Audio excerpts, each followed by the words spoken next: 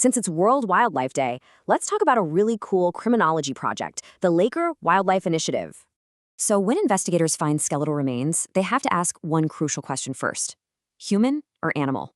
And get this, more than 70% of the time, those bones actually turn out to be non-human. Getting it wrong wastes time and resources, and that can seriously delay justice for everyone involved. Now, we have digital databases, but just looking at a 2D picture on a screen often isn't enough. So the problem isn't a lack of data. It's about feeling confident making that call in the field. Okay, so here's the game changer: 3D printing. It takes digital files and turns them into real objects.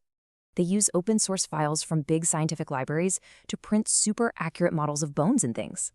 It literally takes information from a screen and puts a physical tool right into an investigator's hands. But here's the really smart part.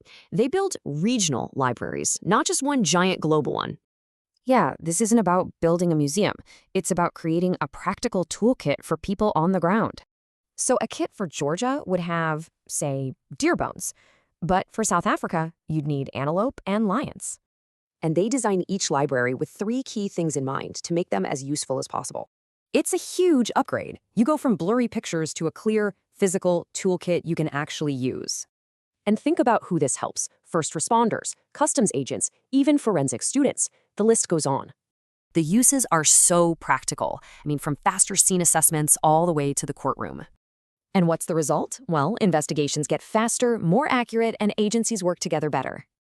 So it's pretty simple. Making data physical and focusing on local needs just leads to better justice. It really makes you think, right? If a plastic bone can do this, what's the next big idea?